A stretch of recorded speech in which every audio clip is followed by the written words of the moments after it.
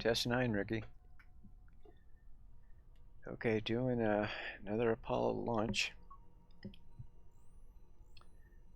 I've done this quite a few times already, and I'm trying to do one for recording purposes to get my voice volume kind of to match the game volume, where you don't have to turn the volume up to hear me.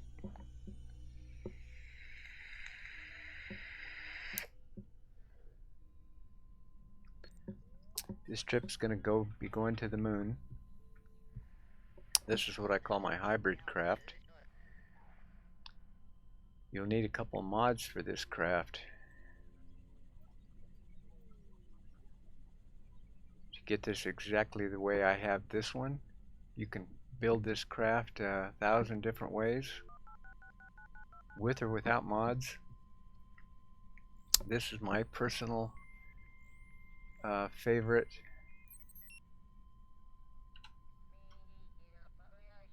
Of the way I do it. Let's go ahead from top to bottom. This is the Blue Dog Launch Escape Tower. This is the Blue Dog Command Module. This is the Blue Dog Service Module.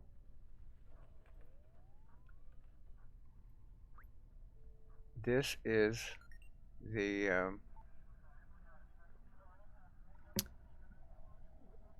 pedal adapter that houses the limb.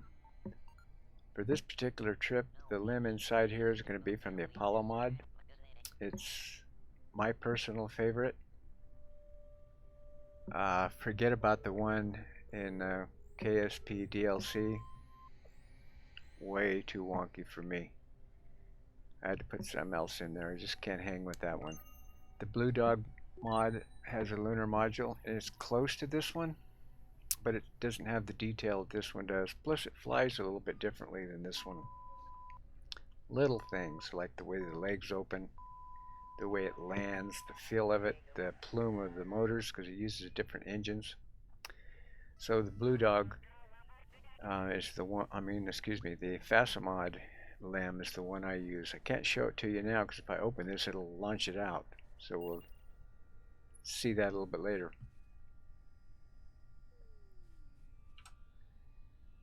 Let's go up here. The third stage is going to be also from the Blue Dog mod. The engine fairing adapter that houses the J2 engine, which is also for the FASA mod. This is FASA. Second stage is FASA. First stage is actually from stock parts.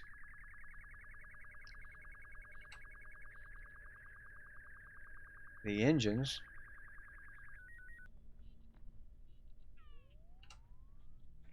get a little bit closer look are from the FASA mod.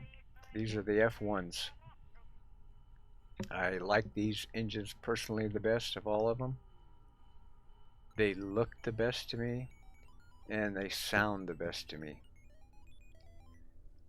Just how you like to play it, and this is the way I like to do it. I have a couple different launch clamps on this. I have them configured to the engines will fire before the launch clamps are released. I will be using MechJeb for guidance along this trip. It's going to take care of all the staging for me, all the docking, orbit insertions, all that good stuff. So let's get going. Let's go ahead and take the camera off for launch.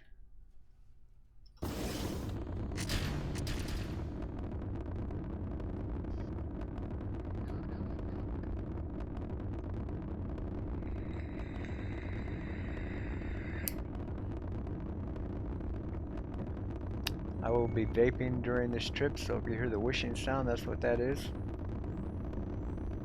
This is the loudest part of the game right here. I tried to turn the volume up on the game so this recording will come across roughly with the sound experience of playing the game. I still don't have it up loud enough with the voice game mic thing going on. So if you play the game, the sound is going to be more intense in how you're hearing it.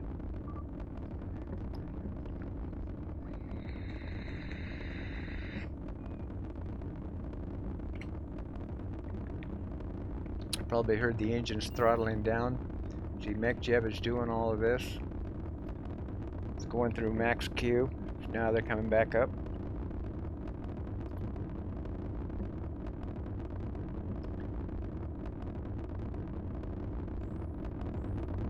If you notice, I have some separation motors on here. These are from Blue Dog. This is the regular Separatron that's in the game. It's to kick the stage down and to kick it sideways. When the stage separates, this wants to fall this way and this wants to go up because of so much weight here. So I try to counterbalance that so this stage will drop straight down. Okay, here we go. That's pretty good. Fairing, there goes the escape tower. See, MechJeb did all this. Playing with MechJeb makes the game like half game and half movie.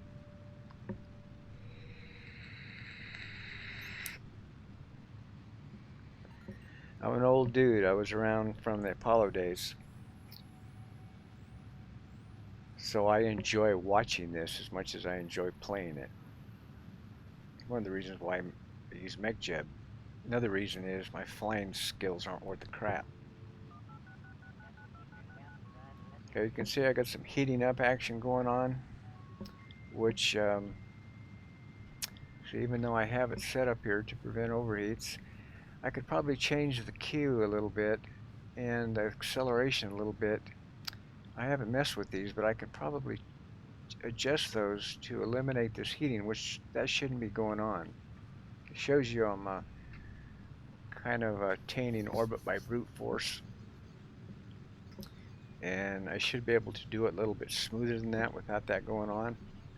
So that's just the skill set I need to acquire, and I need to play with these settings a little bit because, like I said, I haven't played with these. Okay, there's a separation, nice and straight, nice cut off at the right time. You can see I have little kick motors there too, keep it straight and to keep it where they don't run into each other. Cool.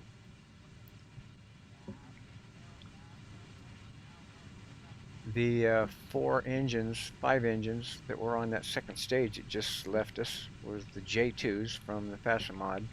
This is also a single J2, which is what's in the original Apollo spacecraft, which I try to adhere to as close as I can to make the experience to remind me of the old days. Every time I play this, the Apollo mission, I get a lot of nostalgia from it. A lot of memories. It's probably my favorite mission to fly.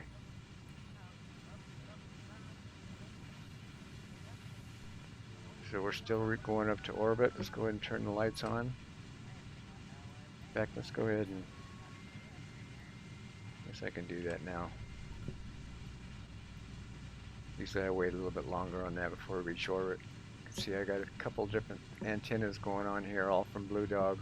This is the stock one, and the solar panels are stock from the stock game.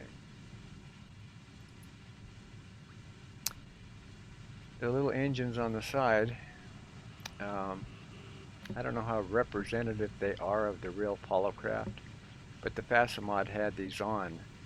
Except the FASA used a little different rockets here. They used what they call the APS flight pack, which I personally like better. They sit a little bit flatter. They're white. They shoot a flame that looks a lot better than this cigarette action thing going on here that I'm not too crazy about. One of the reasons why I don't like flying the spark motor is it's got an exhaust that looks just like that. Okay, we're getting ready for engine cutoff here, and then we'll go through a coast stage.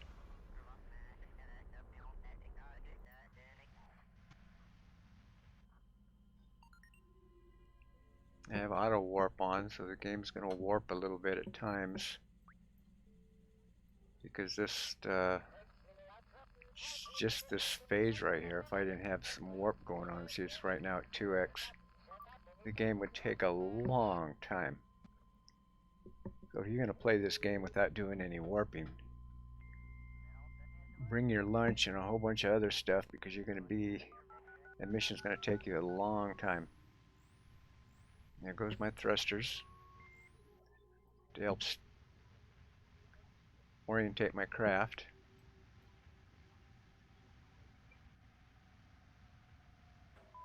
Hopefully you can hear those thruster firings. They sound pretty cool. I don't know how good it's going to come across in the game because, as I said, I had the game volume turned down.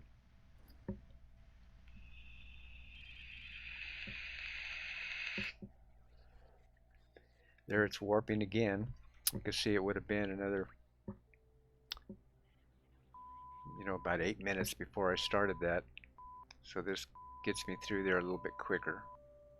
So now we're going to do the burn that's going to put us in orbit. Again, my MechJeb calculates all of this, all of the timing. You can do this manually without MechJeb if you're a hell of a lot better pilot than I am. I just enjoy using MechJeb. I've got where it's just second nature to me. Okay, we're in orbit. So let me put on the ASS to keep me in position. So now if I don't do anything else, I just continue to orbit the Earth at 150 kilometers, which was what I set MechJeb. You can set it whatever you want. I have some space stations higher up. I got 3 of them up there at 500 kilometers. So right now what we'll do, we'll go on the map and we'll find the moon. There it is.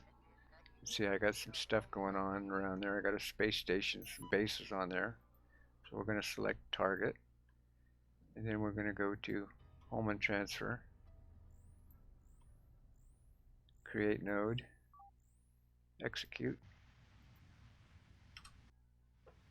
Let it do its thing.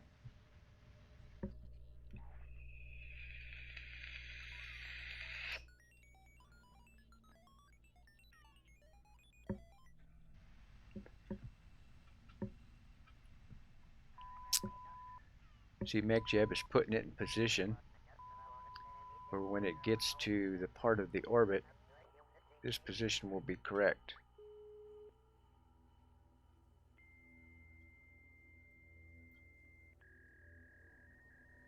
See, as we go around, and we're right there. There we're supposed to be for the burn.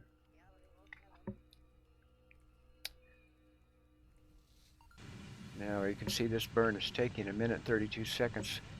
KSP is not in scale to the real world. If it was, this burn would be about 6 minutes long instead of 1.5 minutes.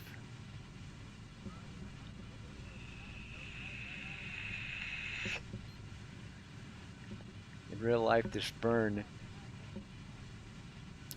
is propelling the spacecraft to a speed of 25,000 miles an hour. That's the speed it needs to be to break free of the Earth's gravity. And you can see my orbit is changing. And pretty soon it's going to be all the way over here. So then the orbit will be like this instead of around the Earth. And this is all about speed. It's changing this orbit.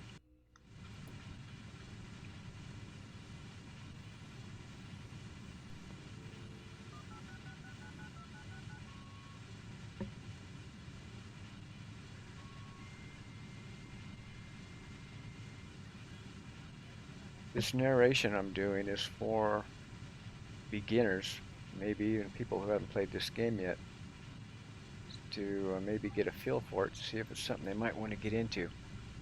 I personally love this game, and there's so many things you can do. I mean, all these crafts you have to build, you have to do your calculations, how much fuel you want, how much rocket exhaust you need. Kind of a blast to me. Right up my alley. Okay, you can see I'm rotating, so I'm going to put my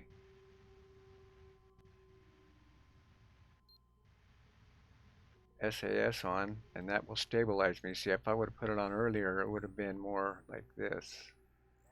So I just kind of stopped the rotation, otherwise it would just keep on spinning. Or not spinning, but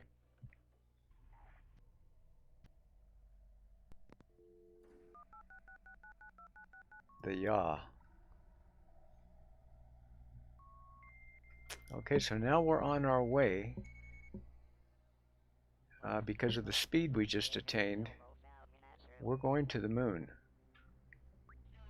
In fact, if we didn't do anything else right now, we'd crash right into the moon because we're on a direct collision course with it.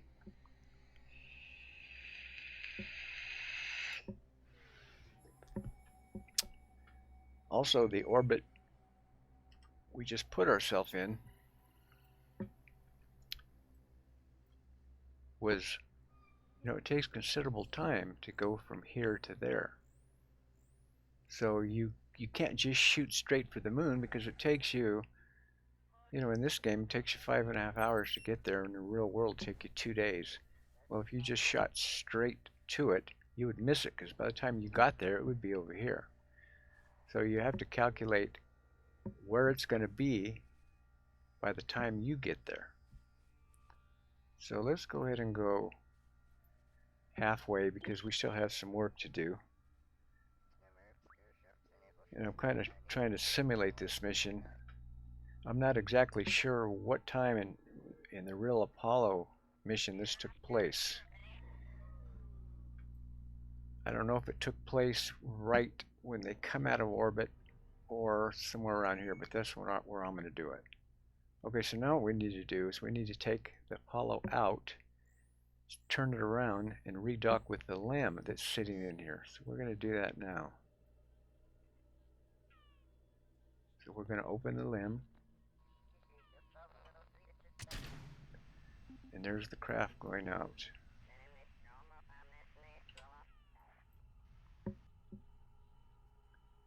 I'm going to go ahead and do this now. Select this as target.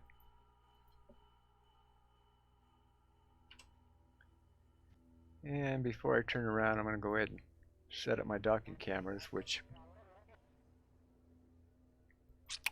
I just love the effect of this, so I just use these throughout the mission. Okay, you can see the craft, because of my momentum, the craft's continuing to get away from me. So before I start my docking autopilot, I could slow this down if I want. So let's go ahead and slow it down and try to match. See, I'm translating, I'm going backwards. And let's try to get this to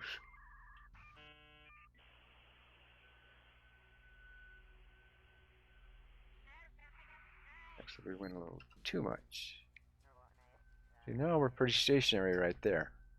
That way that sucker doesn't, if we want to take our time, that thing just doesn't continue to drift away from us. So now we're pretty good. So I'm going to use Smart ASS to turn this thing around. Again, for the manual dudes, you do all this stuff by yourself, so I'm just going to do it for the effect. Let's open my antennas. Now I'm facing it. So now I'm going to open my MagJeb autopilot. And let me select the other craft for a second. And turn on the docking cameras on this side.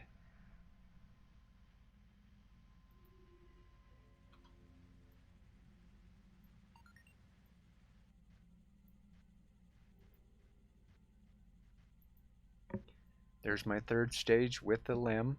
This is the FASA LEM. The whole thing is tucked in there. And The Blue Dog mod is close to this. Some of the parts are already on it. This one you have to put them on yourself, like the thrusters, the antennas. You'll see it when it comes out. It just has a lot more detail to it. Go back to the other craft, get a little closer.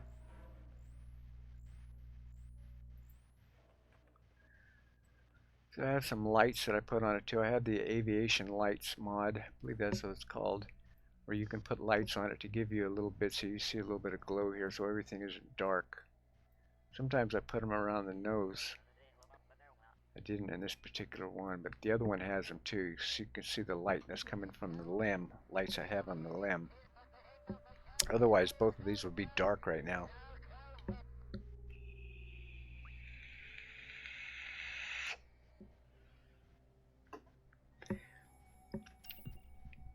I like a nice slow pace.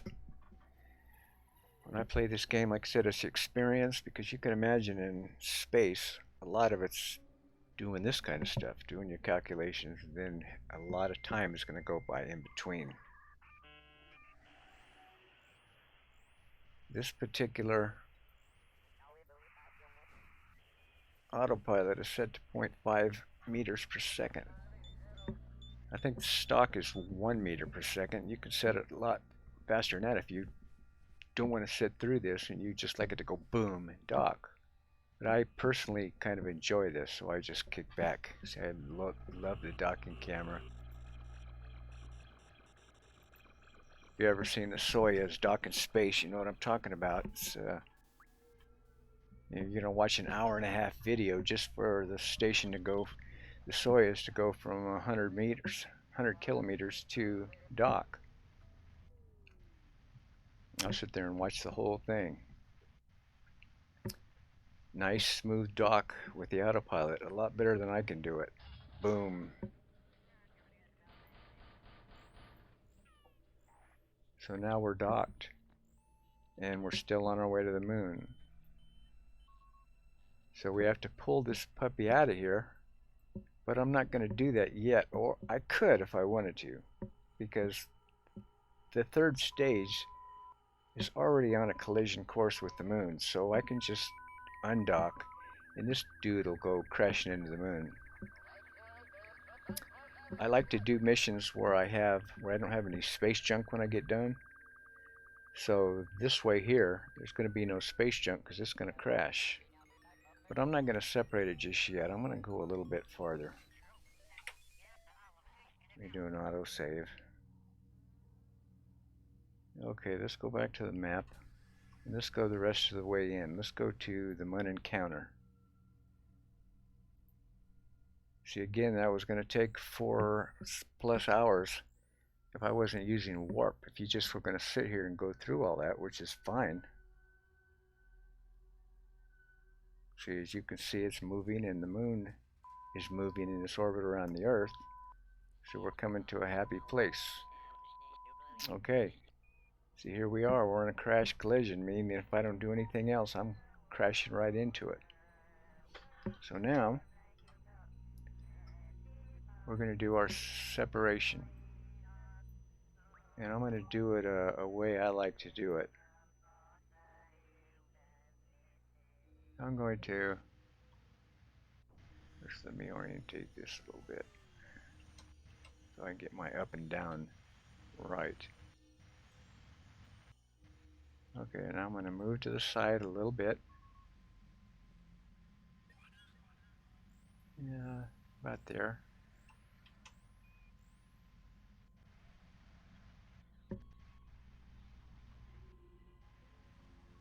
Okay, now we're going to separate.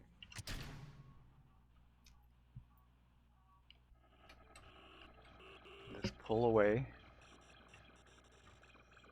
I can pull away either way. I can pull away from the third stage, or I can transfer craft and pull away from the Apollo. Or have the Apollo pull away, rather. Go ahead, module. Okay, when I get far enough, she's going to continue drifting. So I'm going to do a little thing I enjoy doing. I'm going to turn the craft towards the moon.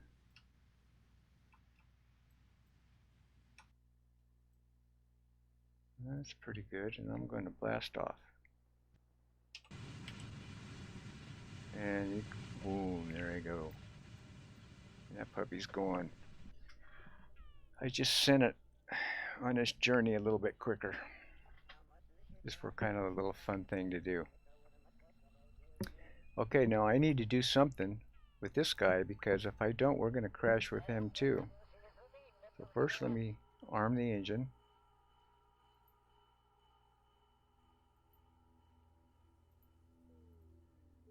And we're going to set an inclination burn.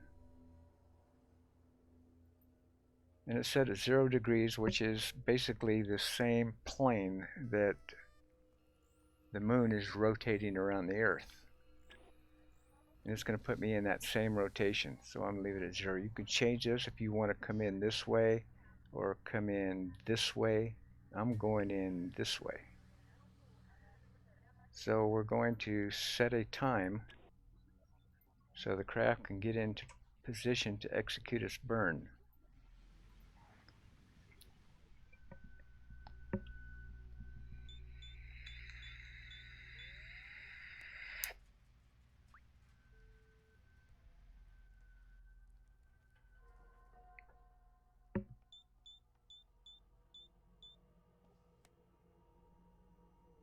I don't know if you can hear those background sounds. They're kind of cool. I put my own sounds in here just to have some ambient sounds as I'm doing my trip. Because see, this is a pretty short burn.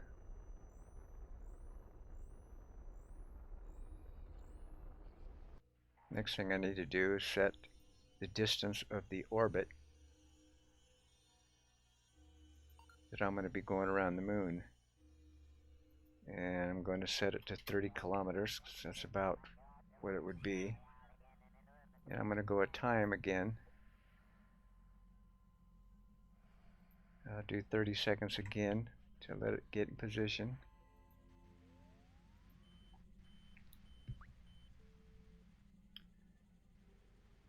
This is going to set the periapsis, meaning the point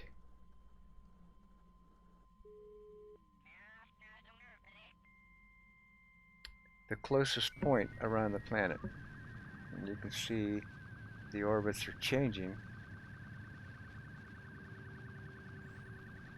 And you're going to see it's going to set my periapsis. See, so I still need to do something else, because if I didn't do anything else now, I would just slingshot around the planet and take off. So now I need to circularize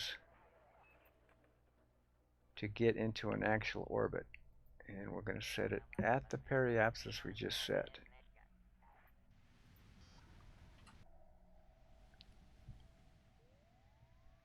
And to go back to the map, so you can see even though I sent the third stage on its way, it's still relatively close because there's a lot of distance here. But you can see as we warp, the orbits are now changing, and so you see the third stage went slamming into the moon.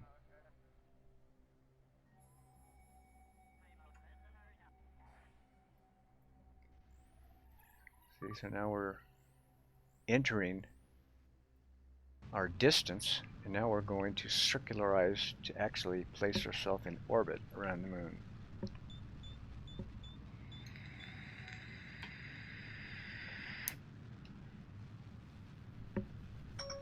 New text message received. I might not be explaining all this stuff exactly right. My terminology might not be exactly right, but I'm trying to do this video for people who may not know some of this stuff. Not people who are pros at this game and will get bored to death by this video.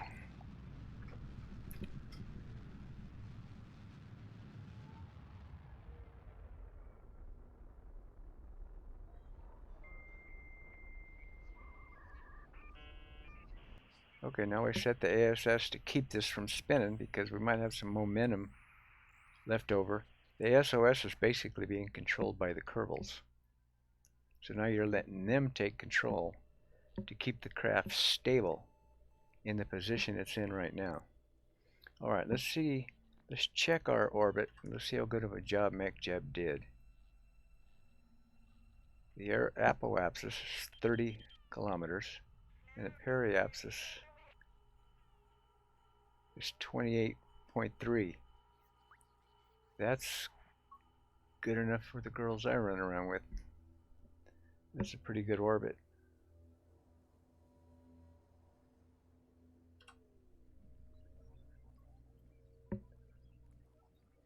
Okay, we're on the lit side, which is a good thing because we can see really good. So the next thing I'm going to do, there's 3 guys in here. So I'm going to take 2 of them out and put them in the LEM.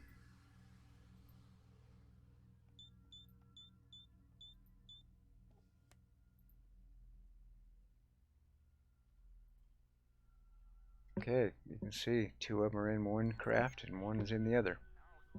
This guy will be staying in the mothership, and he will be keeping it in position and doing all the stuff he needs to do to make sure he's in the right place when these guys launch back up from the moon to redock with him. Alright, next thing we're going to do is undock.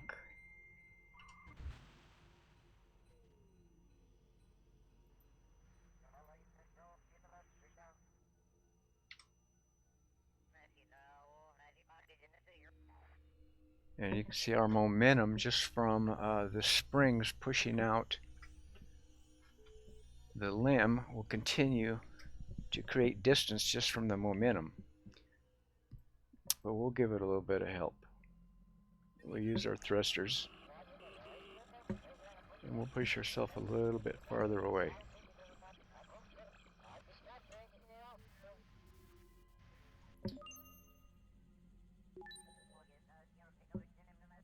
And we'll open the landing gear.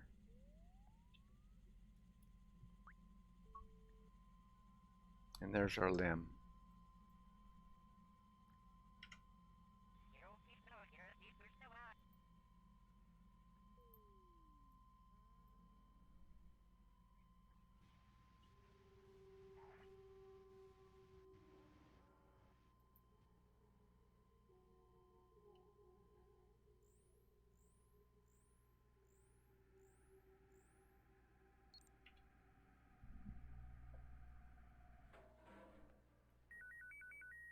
Okay, you can see the thrusters are keeping me in position.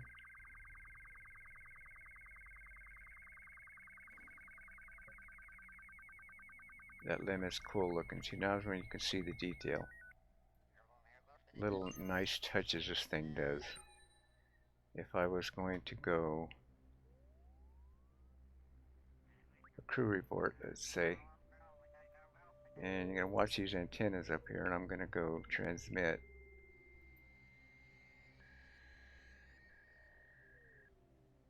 And then they'll, after transmit, they'll close back. That's cool. Nice little touch. This is me being in the LEM with my 2 guys. There's the door down there that will be opening when we land on the moon. And a nice looking cabin. Little Kirby's chilling.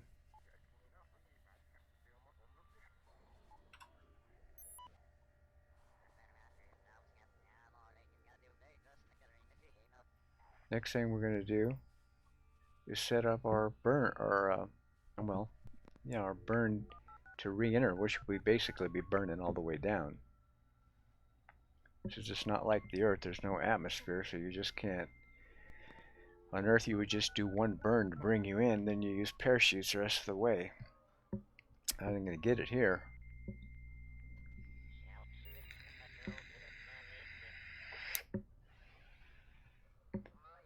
So I'm going to continue to use MechJeb, and I'm going to turn on the landing guidance.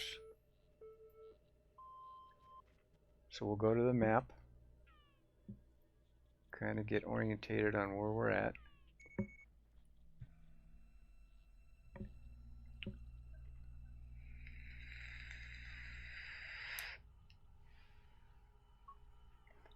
To see where we want to land. Now we could do quite a few things here. We could just go land somewhere, and then the computer is going to decide the quickest way down from here, and that's where it's going to go. Just the very fastest approach it can.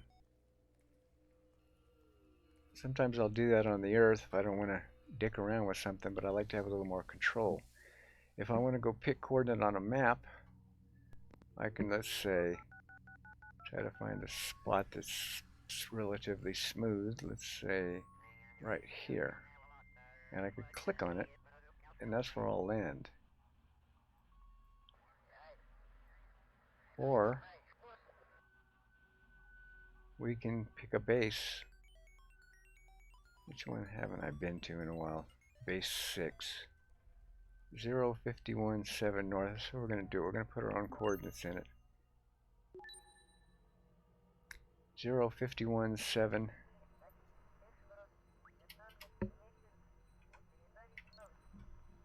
north. 118.51.8 east.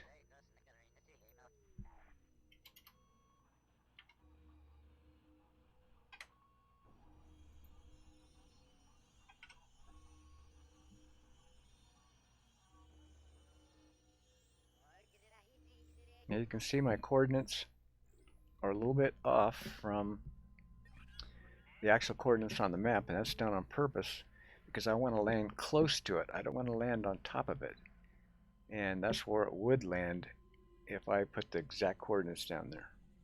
So if you're doing multiple missions and you plan on flying here a whole bunch of times, you're probably going to have craft, maybe different craft depending on which ones you come up here with. And you might want to spread them all around the sky, so when you go land you see all these other craft from previous visits, which is kind of cool. So keep track of these. I keep track of all of them with all the different bases I have, so I don't come over here 2 weeks later for another trip down here and put these same coordinates in by mistake and land on top of a craft that I previously sent up. Okay, so I need to go out of the map for a second. And I need to arm this guy, my engine. And then I need to land a target.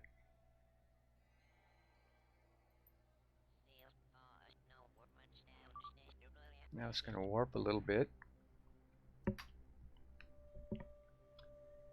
MixJeb is doing all this calculating to land it where I just told it to, where we just programmed the computer, which is like the real Apollo. All that stuff had to be worked out. They had to know exactly where their landing sites were, exactly where they were going to go, and it's all pre-programmed in.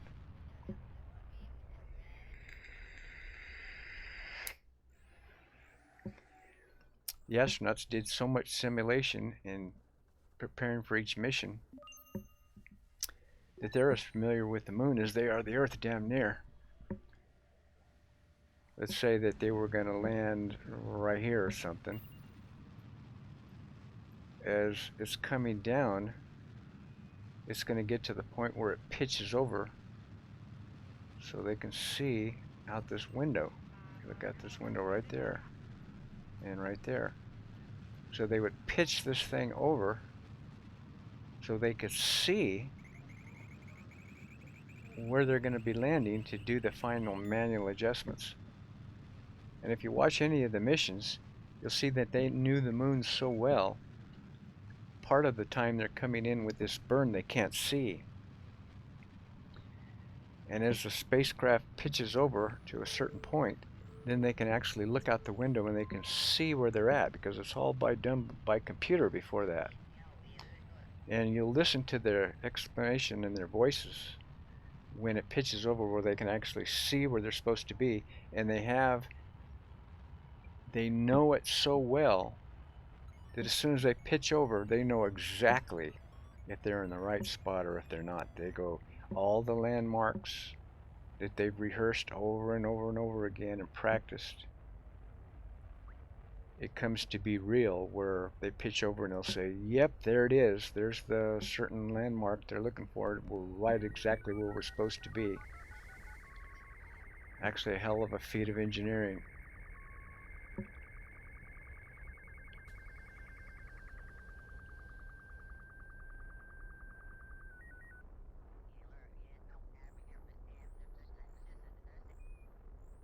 I have some extra fuel. I have 2 extra fuel tanks inside this guy that I put in when I built it to make sure I have enough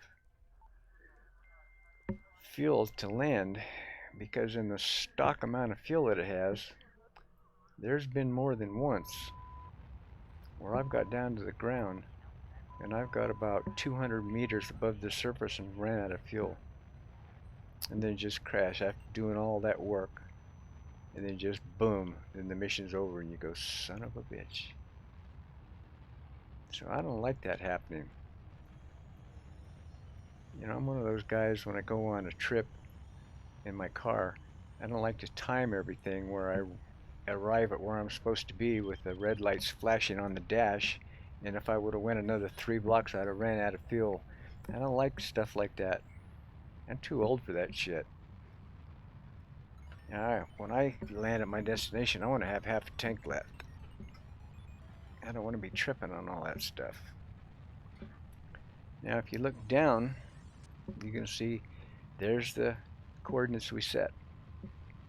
And you can see there's a couple of things down there already, so that means I've been here before.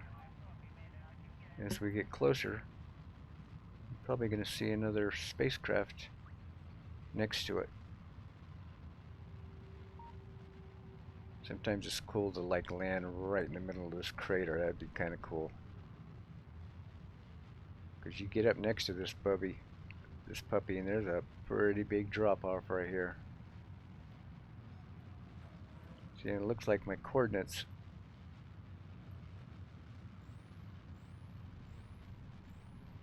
You know, I'm quite a ways away. I probably could have set closer coordinates, maybe landed a little bit closer. One time I landed about right there, about 3 feet away. I was sweating that one. But I was going to knock off one of my legs landing it. And you can see I got right there, I got a, this is not an Apollo craft, this is another craft that I sent up previously.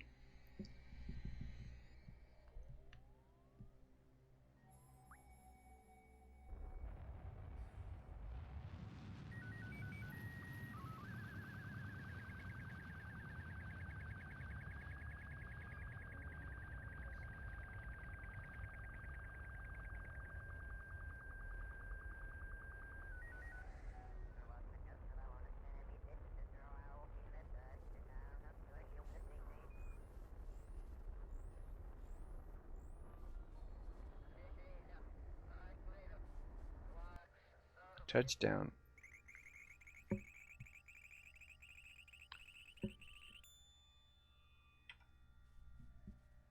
We made it. Let's turn this engine off.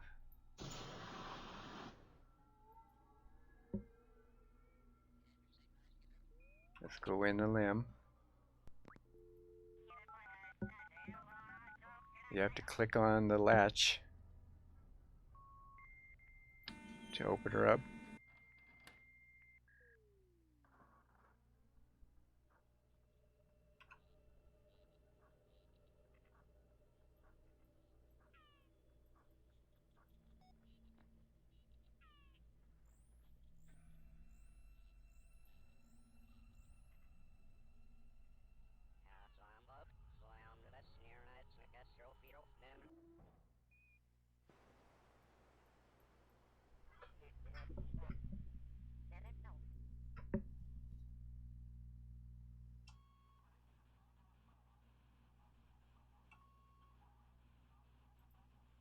Got a little Kirby out. Let's go ahead and plant us a flag.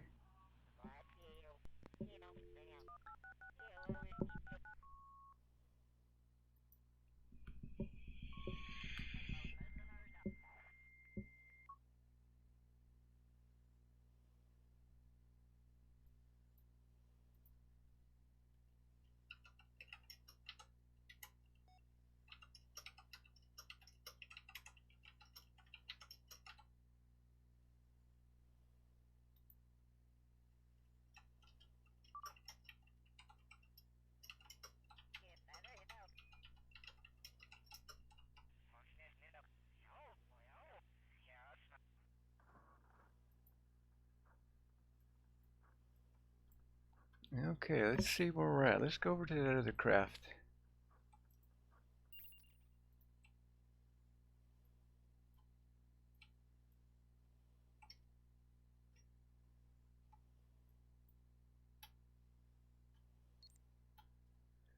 This is my transport craft that I flew up here before. And I've actually made a video on this craft.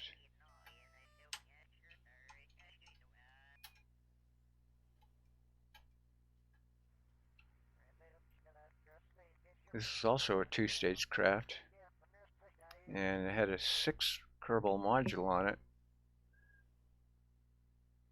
And there's my first stage sitting there. Second stage long gone.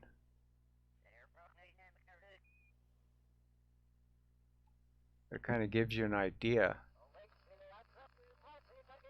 in scale how big this craft was compared to the limb. The limb wasn't even this tall.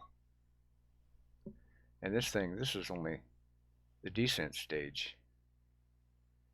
I mean, you can see it's so big, you can see how I have the legs spread way out.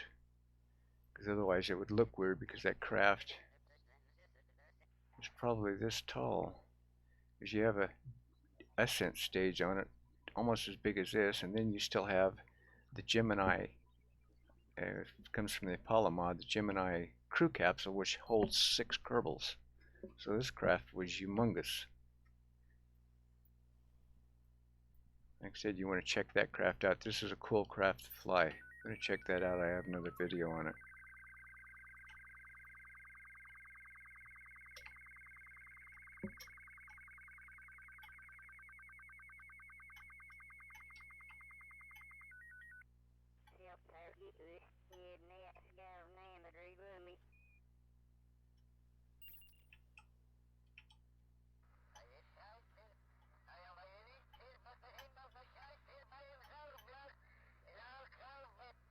And there is one of my bases.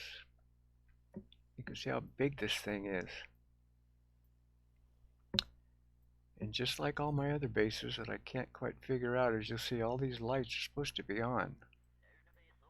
I keep coming up here, turning them all on. Then I leave and like half of them are on and half of them are off when I come back. You see I have plenty of fuel, plenty of RCS propellant, a few nuclear reactors,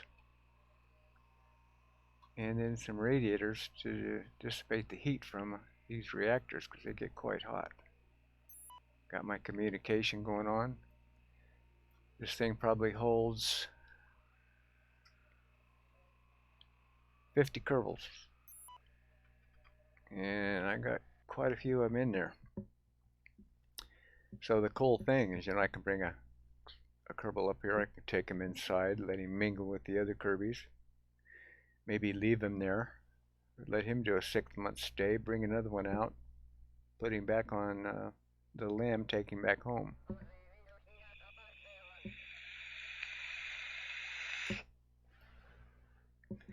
And as I mentioned in my other videos, somebody's going to look at this and go, okay, dude, how the hell did you get that up here?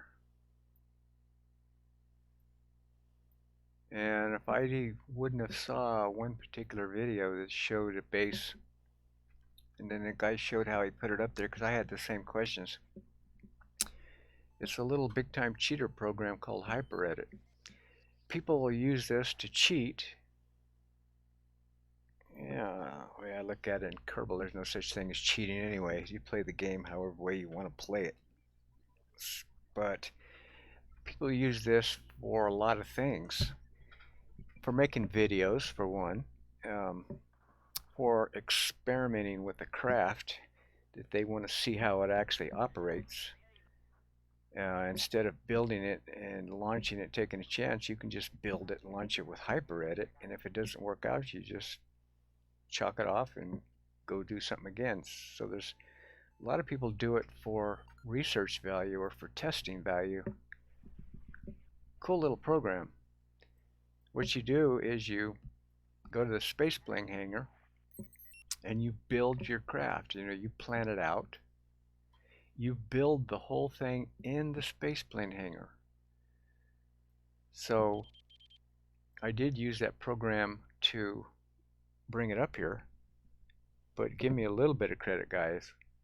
I actually built this craft myself, and that's no easy task. There's a lot of time-consuming stuff going on trying to, plan your craft, build it, have all the things that you want on it, figure out how to put it together. So there's quite a bit of time in each one of these. And then you would build it, put it out to the launch pad, and then use HyperEdit to place it into orbit on whichever planet you wanted to put it. And then there's a landing section to it where you can actually put coordinates in it, and you can set it down wherever you want. If you're going to do something like that, make sure you go into your Alt F12 and turn off your crash, your crash tolerances, because this thing's probably going to break up if you don't. Even though it comes in pretty slow. You imagine trying to land a spacecraft the size of a football field with no rockets. That thing isn't going to survive. So make sure you do that. You turn everything off and then set it down gently wherever you want. Then you have this little companion program that works really hand in hand with this one called Vessel Mover. Meaning, if I didn't have complete control on where I put this guy, and I wanted to move it to the other side of the moon, or move it 20 kilometers away, I can click on Vessel Mover, pick this whole thing up, then just use the movement keys and move it wherever I want. Then set it gently back down. So I use that too because I have about 10 bases up here. And first I'd get them up, then I'd look at my map and I'd figure out how I wanted to place them. Because I like to have them spread out all the way around. So in future trips, I have a lot of choices on where I want to land. I have so many of them, I can't even keep track of them. I'll land on one and go, damn, I haven't been here in 3 months. So that's kind of cool. And the neat thing too is building these. I have 10 of them and they're all vastly different from each other. Because that's part of the fun. You don't want to build 10 of these and send 10 exact craft. You want to build them all different. So they are all different. And they all look kind of cool and they all have their own personality. So kind of neat. A mod I used to get me a lot of these parts that you wouldn't have in the stock mod. I have greenhouses in here. I have crew quarters. A lot of stuff. You can go in here. Let's see, this guy is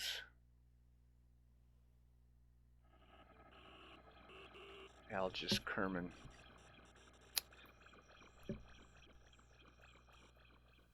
Yeah, what the hell. Let's go ahead and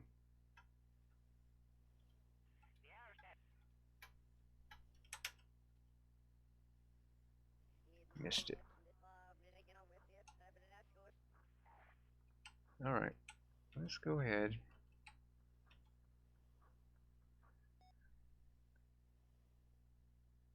and board.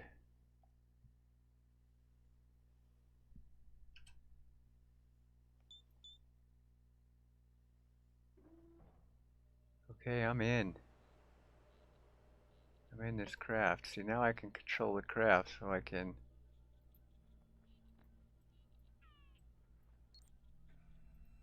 turn my lights back on.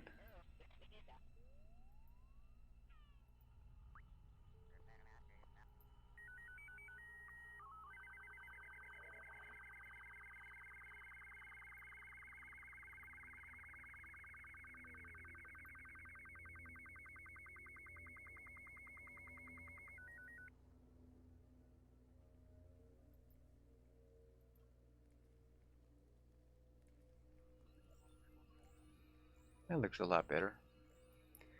Okay, let's go in.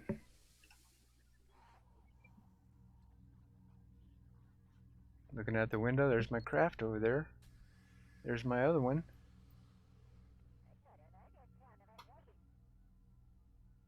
There's a Kirby sitting there with his cup of coffee.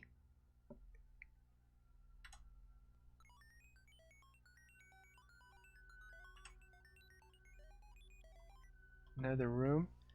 You can actually look out the window and see part of my craft. Another guy. This guy's just chilling.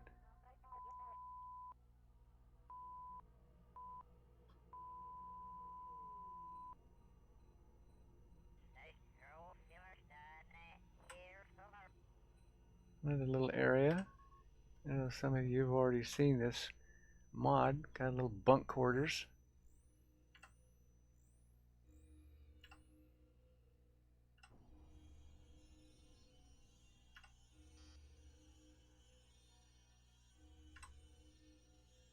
That guy's chilling.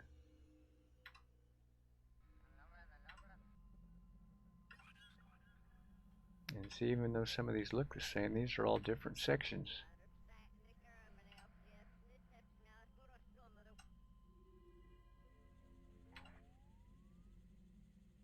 Maybe, you know what?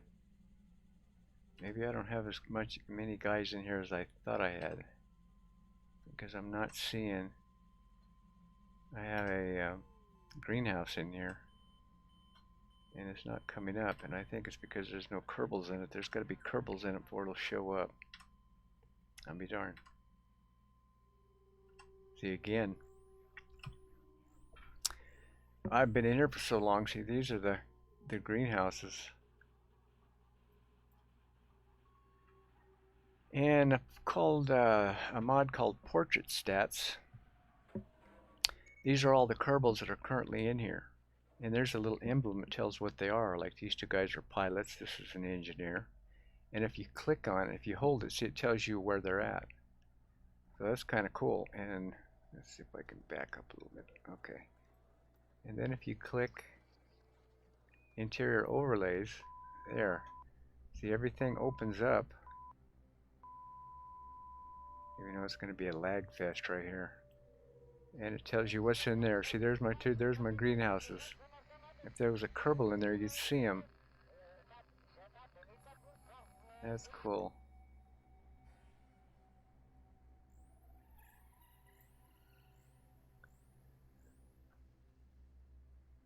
And there's where you can double check the algist. There's a guy just put in there.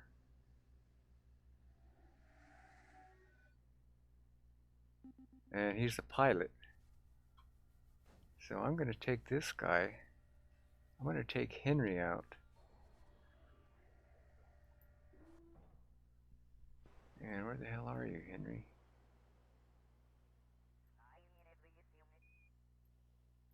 There you are.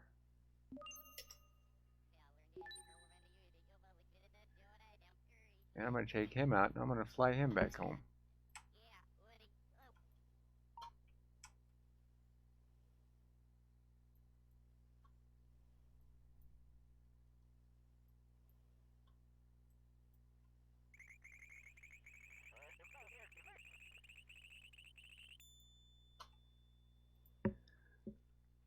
Neat thing about the space stations, if let's say you landed and the space station was 10 kilometers away, you know that you're not going to make it up and back using, unless you're going to walk all the way. But you can go to the base, go inside when your RCS tanks are empty, come out and they're full. So you have enough to make it back.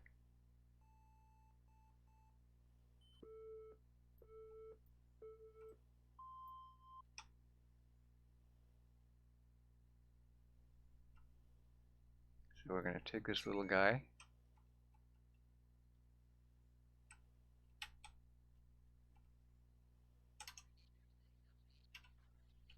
Put him back up.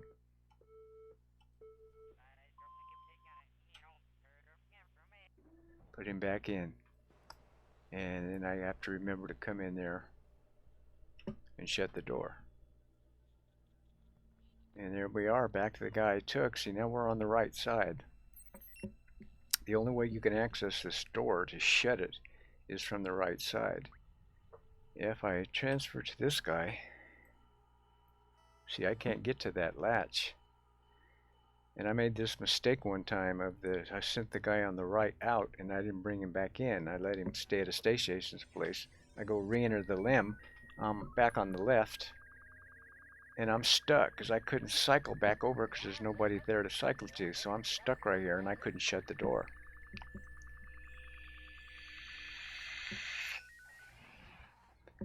I had to fly all the way back with the door open.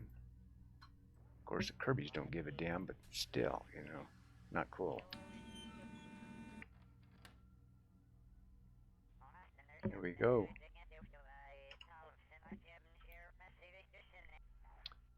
There you can see my lights to light this thing up. See, otherwise it would all be dark, and the lights help bring out the features.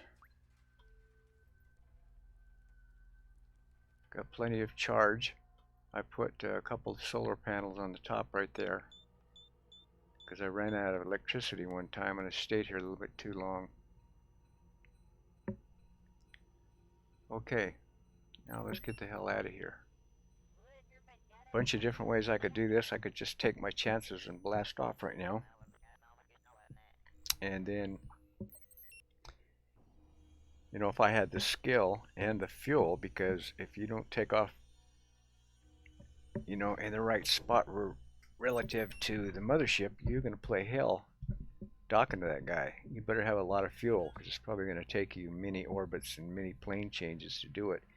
I don't have the skill to do that anyway, so I use MechJeb. But even using MechJeb, if you just blast off whenever you want, then you hope you have good luck and enough fuel for MechJeb to calculate how long it's going to take you to get there. You know, it's just like the astronauts in the real limb. They can't just sit in there and go, okay, Joe, you ready? Let's go. You know, you can just take off whenever the hell you feel like it. You have to, because they have limited fuel too. So they have to know exactly where that mothership is to do all the calculations to make sure they can get there. So they don't just blast off and get stranded in orbit.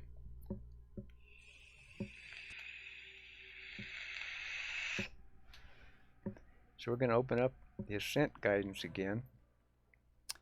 This time we're going to go ahead, I'm going to set it at the same. Sometimes I set it a little bit below. I'm going to set it at the same, 30. I'm going to do something a little different here. I'm going to create another. I have a little issue here. See, there's a separator between ascent stage and descent stage. In fact, there it is. So you would think putting these together and then blasting off, they would both separate at the same time, but it doesn't. Usually the separator will separate first and this thing will start sliding on this and then it takes off. So I'm going to try to do it this way, see what happens. Okay, I can just, like I said, I can just launch right now, take my chances on where the mothership is, or I'll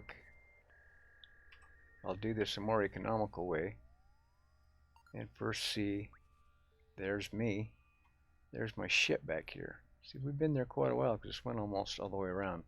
Let's give it a little help, get it a little bit closer, get it somewhere right about there.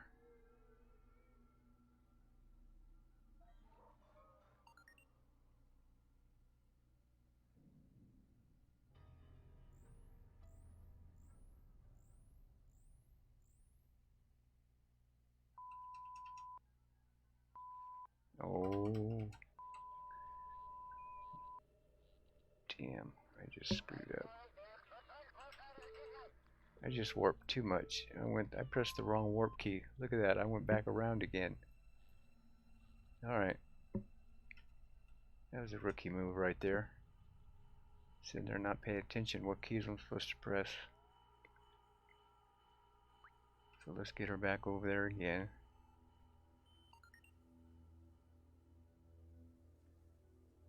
Somewhere about there. Now we're going to select this guy and set him as target. Now we're going to go back. And now you can see I have a couple additional buttons here after I set a target. Launch into plane of target, launch to rendezvous, so that's what I'm going to choose. And now it's running the calculations, just telling me when to launch. So I got 6 minutes to kill and do preps like the astronauts really be doing when they're figuring out they already know what time they're going to blast off and all this stuff they have to do. Check this, check that, make sure everything's, you know. So they're in there doing all that stuff right now. And you can see now I'm on the dark side. See, that's when, see now, oh, look at that. Oh man. See, that warping just screwed me up. Remember I was telling you? Son of a gun. I think I'm in big trouble. You know what I'm going to have to do? Because I don't think I can launch like this. Shit. I'm going to have to abort. And I'm going to have to do some big time warping. And I'm going to have to get back on the lit side.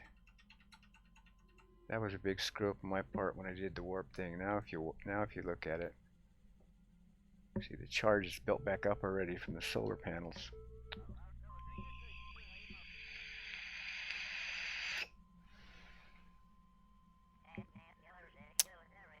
So let's do it again. See, now no telling what this is going to be now.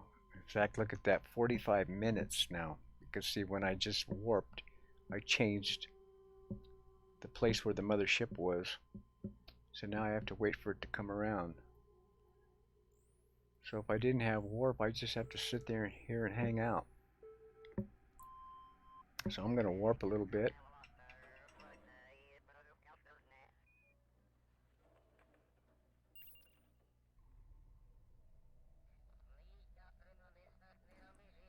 See, that's the thing about warping right there. This game kind of does that. Sometimes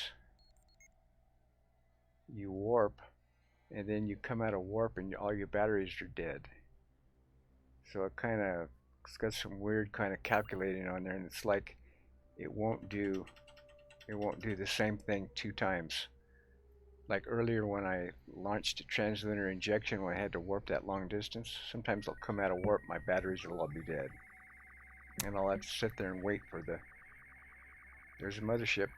I'll have to sit there and wait for the batteries to recharge from the solar panels. All my lights will be out, and then as the charge builds back up, the lights will come back on.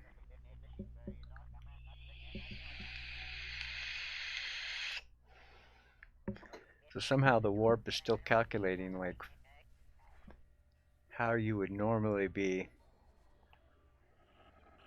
consuming electricity. Doesn't quite seem right to me though, because your solar panels are doing their job the whole time, so you shouldn't be coming out of warp with dead batteries. You know, if it's going to calculate electricity usage, it should also be calculating how much solar power is being put back into the batteries. So just a little anomaly there.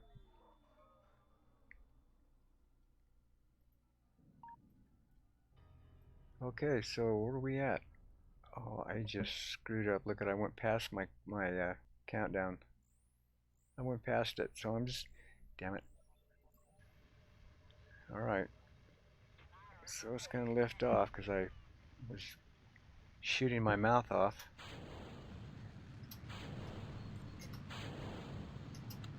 Oh man. See, boy, did I screw that up. Man, I screwed that. See, and I didn't do a save right there, so I can't redo that.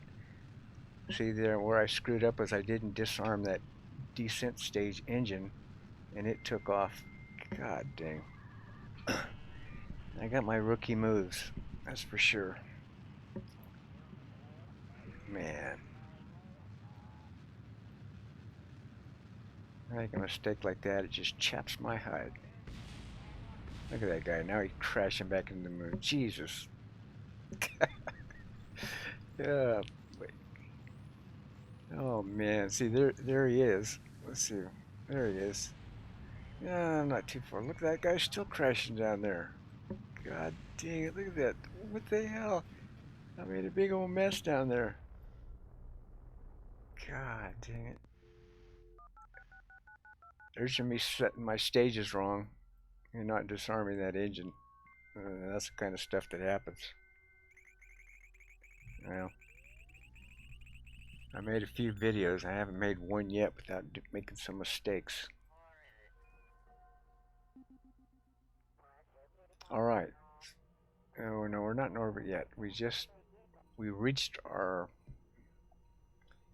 stage of coast, and then you'll see we have 2 minutes that we're coasting because we're still climbing. You know, you'll boost up to get the right speed. You cut the engines off. You're still going forward, or going up, I should say.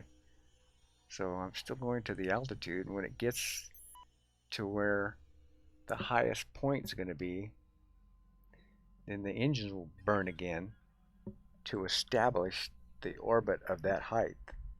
Because otherwise, you'd reach the highest speed and then you just come back down.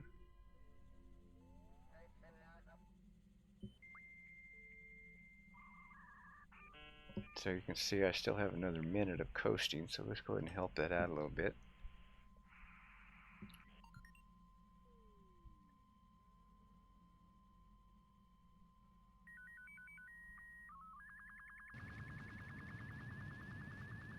And there's going to be my burn to establish lunar orbit. Then after that, MechJeb will be doing all of its maneuvers and burns to redock back with that guy.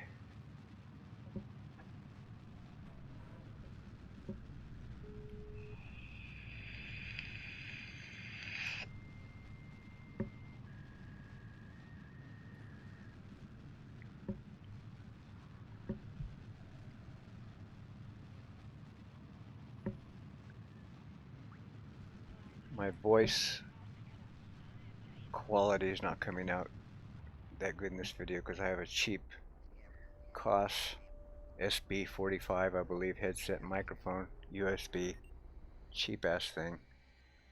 So this is the kind of quality I get.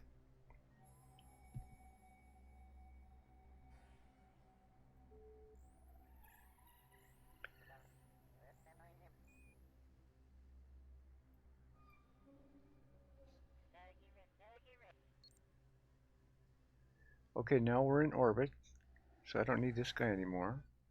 So now I can go with the autopilot, the rendezvous autopilot, set the kilometers that I want my desired distance to be, which I set it at 100 kilometers, engage the autopilot, and see now the computers are in control of doing all the calculations necessary to get me to the mothership. So you can see down here I have 12 minutes to wait before my first burn. Now again, KFC not being to scale, meaning all the burns that you make are minuscule in comparison to the real trip. For an example, I might make 12-second burn, 2-second burn. The Apollo limb, it had to do a couple of like 4-minute burns. This ship had to make a couple of burns like that too, the Apollo service module, to get in the right position it's supposed to be for this guy. While these guys are down playing on the moon, this guy's up here figuring out the optimal position that he's supposed to be for when these guys come back. So one of their burns was on the dark side of the moon, out of communication with Earth. And I believe the burn was either 4 minutes or 6 minutes, something like that. 4, 6 minutes, or 8 minutes. I mean, it was something like that. Can you imagine What must have been going through those guys' head? They're on the dark side of the moon, then they're doing a 6-minute burn, and they're sitting there going, God dang engine, better do everything the way you're supposed to, because if you don't, I'm in deep shit. Or when these guys launched from the moon, this craft with the Ascent engine used a specific kind of fuel that would ignite upon contact. Meaning there was no igniters necessary. You just turn the valves on, and as soon as those two fuels met with each other, you have the ignition. You'd have your thrust. And these engines for testing could only be used once because the fuel was so corrosive that you would test it and you couldn't use it again. You'd have to completely rebuild it. So that meant that the engine that they used had never been tested. So here they're on the moon and they're getting ready to blast off, and they're pressing that button, and you can imagine what they're thinking. Please, some bitch, just light. And they all did. Alright, let's use warp. Get up here a little bit.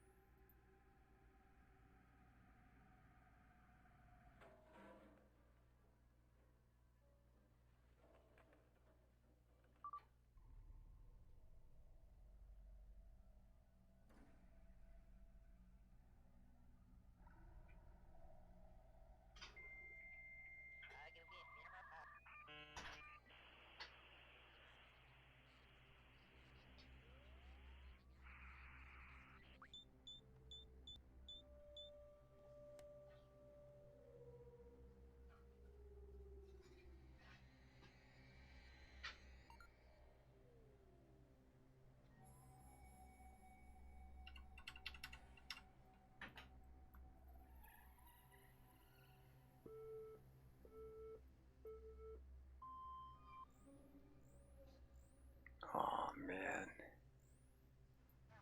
There's another bonehead move I just made. I'm sitting there talking, running my mouth off, put this autopilot up and didn't click on to engage it. So I'm here sitting here spinning my wheels. Man, that just probably cost me right there.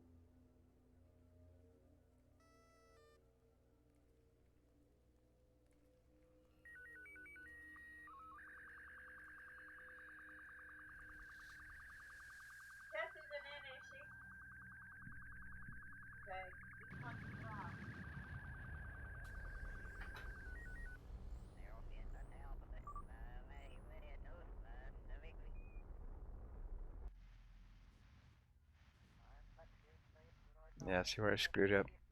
3 hours, 4 minutes before my next burn.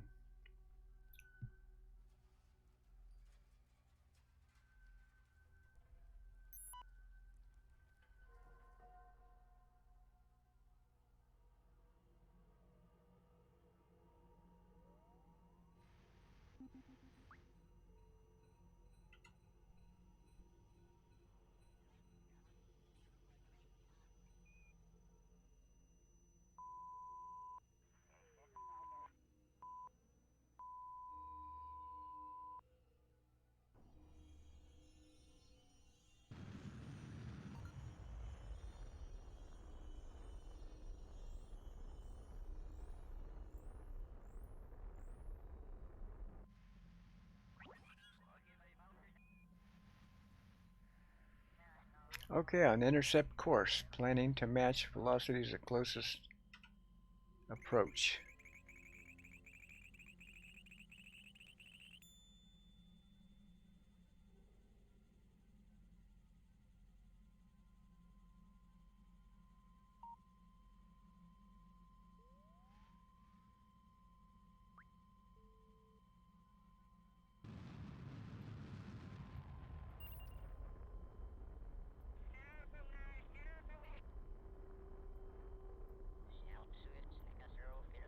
Trying to find that guy, see how close I am.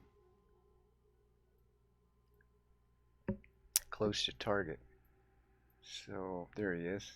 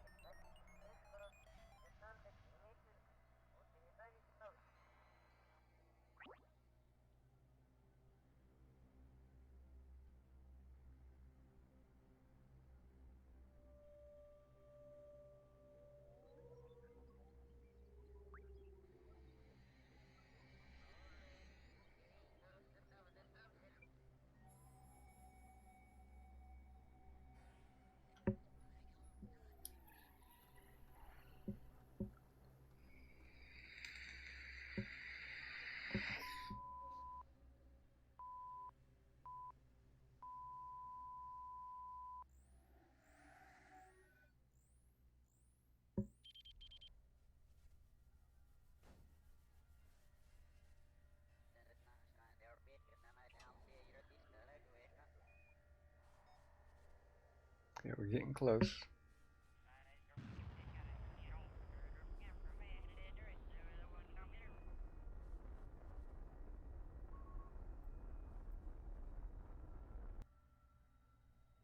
We're there. We're within our 100-kilometer window. Okay, I believe we're facing up. We're gonna see where we're at. Okay, this is where I do a couple things. Okay, there we are. What I'm gonna do?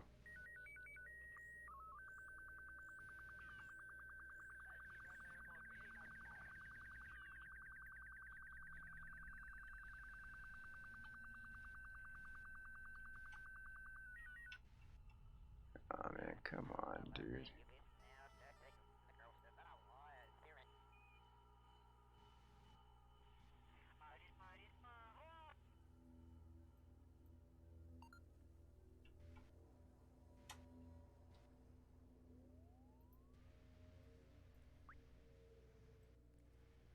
Okay. Rather than facing this right at him, I want to face him kind of parallel with the moon. So when I turn my docking cameras on, the moon won't be in the background. And I'll show you why. First thing I'm going to do is enable my camera, which is pointing at space, which is what I want. Okay, now we're going to go back to the other guy. We're going to enable the camera on this one. See, this is what I was talking about right here. This guy happens to be facing down. See, the camera's facing down. Even though it's dark, it's lit up right here, and I don't want this because if there's a craft like against this background, you won't be able to see the thrusters firing. So what I'm going to do is I'm going to enable the docking camera, or the docking autopilot.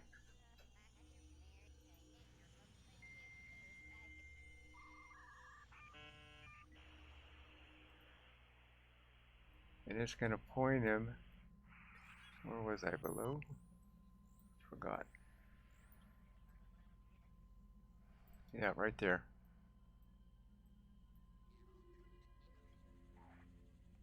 Yeah, I didn't quite get this one parallel. See how it's pointing down a little bit still? See, that's why I got a little bit of this going on. I think it'll be okay though. Because see, when they come in focus, when they get close to the same plane, there we go. There we come. See right here? That's how I want that guy. I don't want him against the background.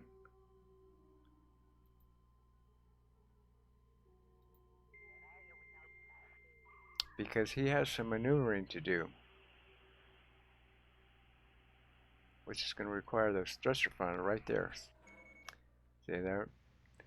And if this guy was up here and this was pointed straight down, you wouldn't be able to see those thruster firings. The background would brown it out. So the camera could use a little work right there because it always shows it white like that even if you're on the dark side.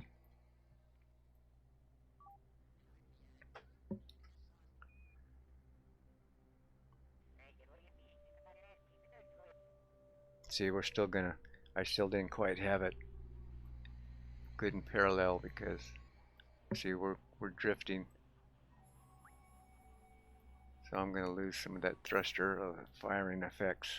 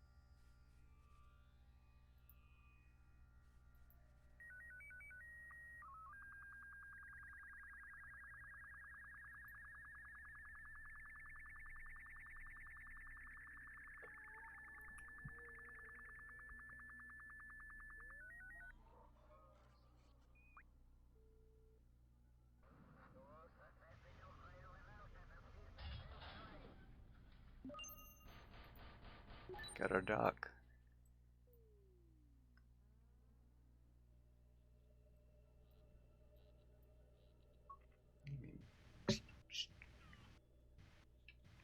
Straighten him out a little bit.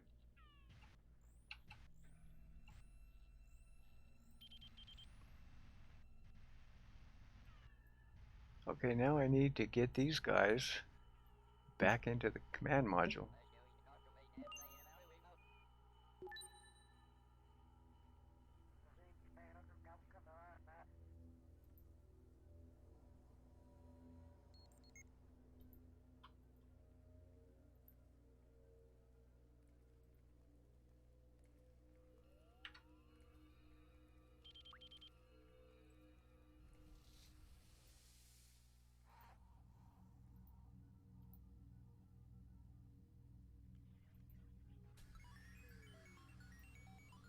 Okay, got them both in. See, they're all back in the command module now and the LEM is empty. So I could send the LEM crashing down to the Earth, the moon, excuse me, or I could just release it and it would stay in lunar orbit, or I could take them back home with me.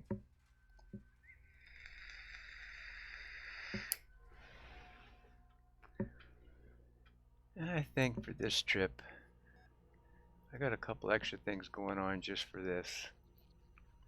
I'm going to open up the solar panel, that way when I release him, even though the LEM didn't have these, now I got some extra ones besides these, even though I didn't need to roll those out, I just did it. Okay, we're gonna release him. So now he's just gonna stay in lunar orbit.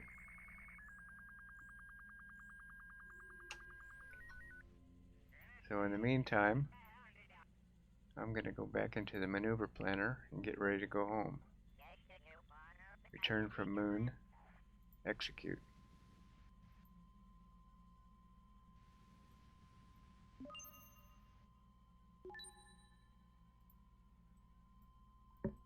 And see, they're gonna get some distance from each other.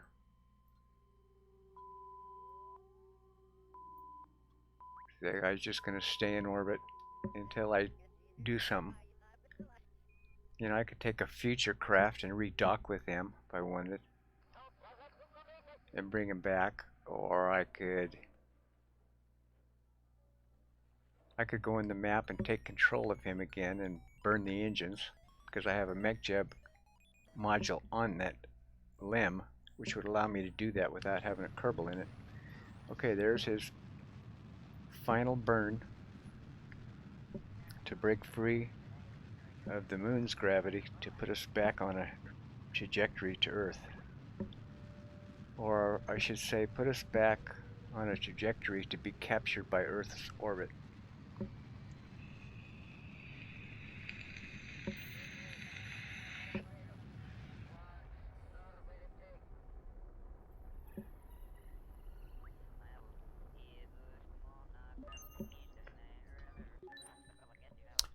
Okay, achieved. You can see now I have my point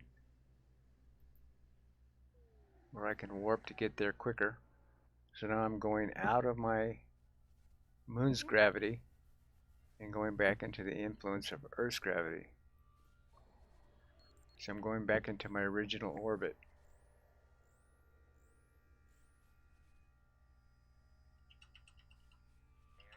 There we go. I don't have to do any additional burns. See, now this is a trajectory. If you wish to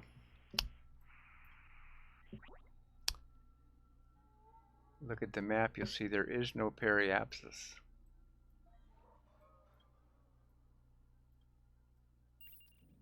Meaning that's so close that once I got over here, Earth's gravity is going to pull me in back into the atmosphere. So let's get a little bit closer. Let's see my 3 space stations,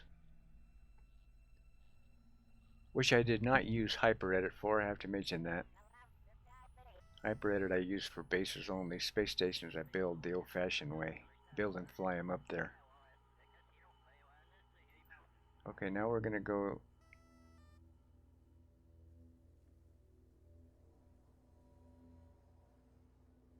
another craft up there. I forgot about this guy. Okay, forgot about that guy. Okay, you can see I'm coming back into Earth. I don't have to do anything. Just a trajectory itself. Now, of course, in the real Apollo, they're going to do a correction burn along the way, and they're going to calculate that to land in the general vicinity of where they want to land. I didn't do it. I just did it where it was just going to take me where it was going to take me.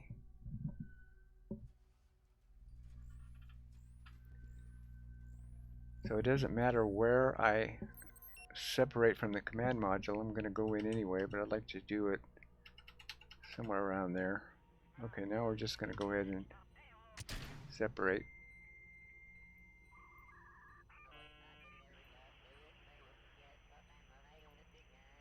Let's go ahead and enable my RCS thrusters. Get me back, approximately back around there. Yeah, that's close. It's gonna pretty much reorient me anyway when I come in. Okay, this guy right here is gonna just burn up. I mentioned this in my last video. This is an effect of 1.43 I don't like. This little effect right here that Squad evidently thought would be cool for 1.43, and it just kind of ruined it for me.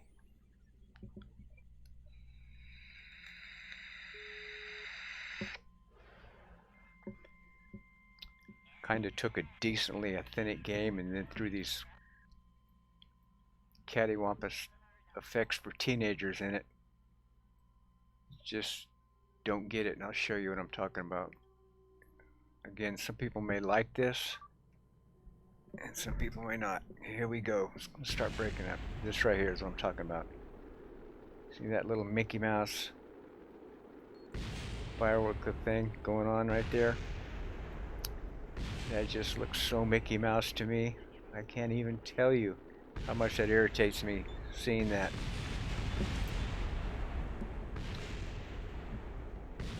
.43, they did it right. They still had the explosions, but they didn't have that wonky, whatever the hell that is. And the craft would break up more in 1.31. This would be like in 5 or 6 pieces already. You see the pieces drifting off, and you could actually watch each one of them land. When I say land, I mean self-destruct when they hit. You know, you'd hear multiple explosions as they all hit the ground. And this one doesn't do that. So that and them changing these thrusters was another thing I didn't like. I just didn't like. If you ever played 3.1, you know what I'm talking about. These thrusters look so much more realistic than they do the thruster plume I'm talking about. And they made this little short throw, little circular deal right there that just don't look anywhere near as good as 1.31 did.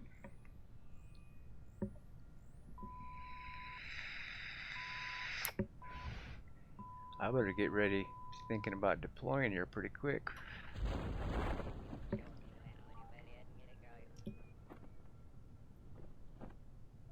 Pre-deployment.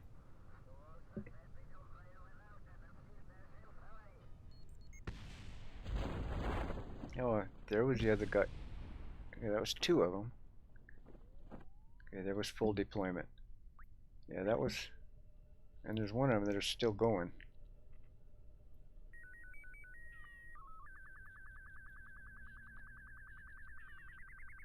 Now I'm going to land on the ground this time.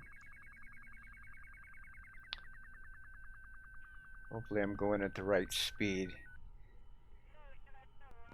Last time I did this, this was the Blue Dog Apollo. It like exploded a little bit when it hit, when I landed on land, even though it didn't destroy it. But I did get a little bit of an explosion when it hit where it wouldn't do that in water. The Apollo didn't do that. It was, you know, maybe they're calculating the descent a little bit slower up the chutes, I don't know. But it just landed real softly. This one, we'll find out how this one's going to do.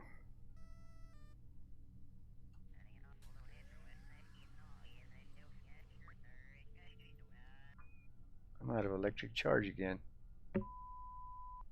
That's why my lights went out.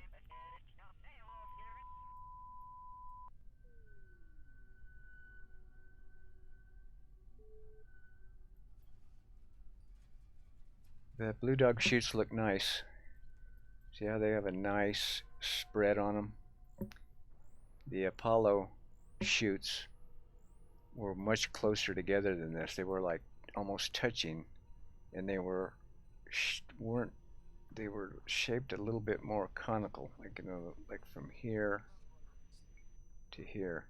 And the, you know, okay, I landed fine. Beautiful. I was going to say the chutes on the one we just looked at were about right here. So you could go about right there and see everything. Where the Apollo, you'd have to back up clear to here because the chutes were way up here. So you'd have to back up so much that you could barely see the command module if you wanted to get a side view of the whole thing. So there we go. We made it back home.